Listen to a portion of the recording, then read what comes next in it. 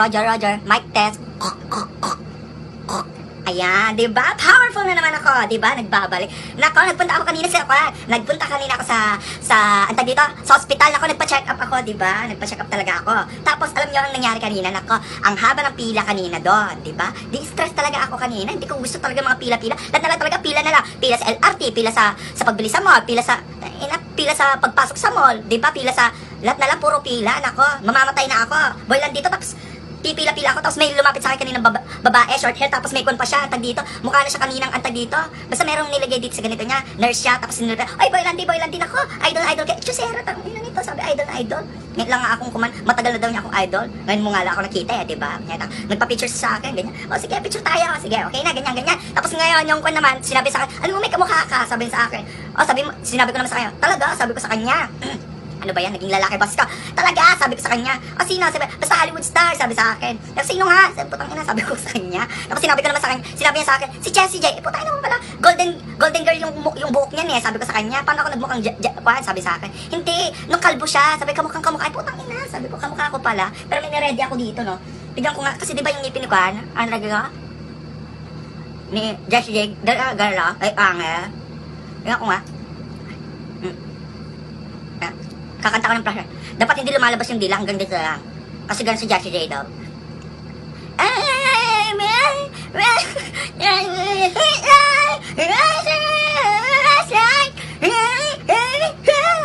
Diba? Dapat na gano'n, diba? Kamukha ko ba? Putang sarap. Kaya nga. So ayun, magaling na ako, binigyan ako ng doktor ng inumin. Tapos sinabi sa akin, bakit may sakit ka? Ay, hindi po, sabi ko, hyper po kasi ako, sabi ko. Pero natatawa sa akin yung joke kanina. Yung doktor. Ay, usapan naman ako. Ang tagito, pag hinatching ka.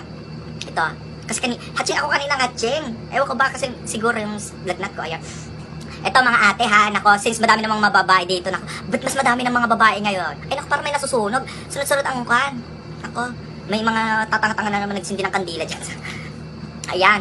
Pag hinatching ka na isang beses, mga ate, nako, God bless you. Kasi nga tinanggal ninyo yung kwan. Ang tagito, tinanggal ninyo yung espiritu, masamang espiritu sa sarili ninyo. Eh kapag hinatching naman kayo ng pangalawa, alam nyo na, mabaho kayo, maligo kayo, di ba? Tsaka sabunin ninyo ang pek-pek ninyo, nako, amoy ko na yan, amoy copper, ay copper ba yun, sadali, basta amoy payatas, nako, kayo mabaho yun. Eh kapag pangatlo naman, nako, kung na yan, magkakasakit na kayo ate. Nako, magkakasakit na kayo, mag-rest muna kayo, ganyan, kapag hinatching ka ng 3 beses. Kapag hinatching naman kayo ng 4, nako, rhinitis na yan, nako, allergy na yan. Pero kapag pang-5 ate, di ba, hinatching ka, nako, may paminta dyan sa paligid mo. Ganun yon. Kaya ingat-ingat te ha. Pero pag pang-6 talaga, may PBA na dyan. Alam niyo kung ano meaning ng PBA? Di ba? Pamintang Buo Association. Ganun yun. Ganun. Ganon, ang tawa dapat. Sige, magsama-sama tayo. Ganon, mga pamintang buo. Nako, nagpa-party na naman ang mga pamintang buo, di ba? Kaya, ituloy pa rin talaga. Hindi pa rin talaga natitigil ang Twerk It and Miley. Nako, sige, putang inang Twerk It and Miley. Sige, bluta pa more. Sige, pagwapo pa more. Pa-gym, sauna, sige.